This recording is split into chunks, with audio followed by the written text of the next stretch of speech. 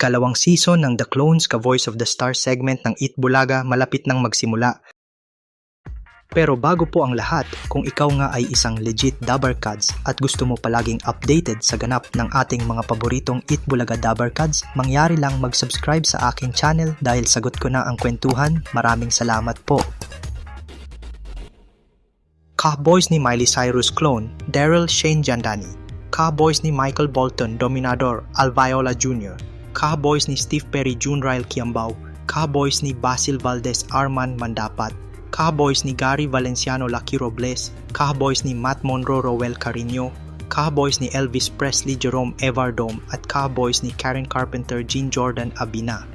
Ilan nga lang sila sa mga contestants ng The Clones na pinaka-inabangan at pinaka-tumatak sa daan-daang kalahok na nagpamalas ng kanilang husay sa pag-imitate ng boses ng isang sikat na singer, lokal man o sa international.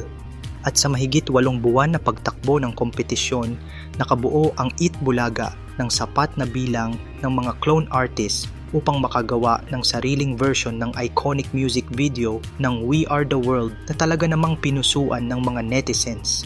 At ngayon, may mga bago na naman tayong aabangan na mga clone artists dahil muli na namang magbubukas ang pintuan ng Eat Bulaga para sa mga Pinoy singers na may talento o kakayahang gayahin ang boses o kaya naman ay natural na may pagkakahawig ang boses sa isang sikat na singer sa Pinas o kaya naman sa ibang bansa.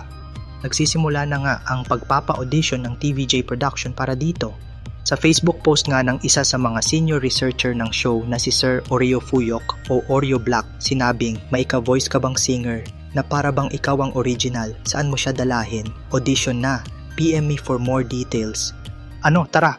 At nito nga lang nakaraan ay nasa Clowns Republic Comedy Bar sila Direk Oreo kasama si Dabarkads Main Mendoza at ibang clones gaya ni Stephen JC ang ka-voice ni Freddie Mercury para humanap ng mga maaring maging contestants sa paparating na The Clones Season 2. Excited na nga ang manonood sa pagsisimula ng ikalawang season ng The Clones. Tiyak marami na naman ang mapapabilib at mamamangha sa husay ng mga kalahok.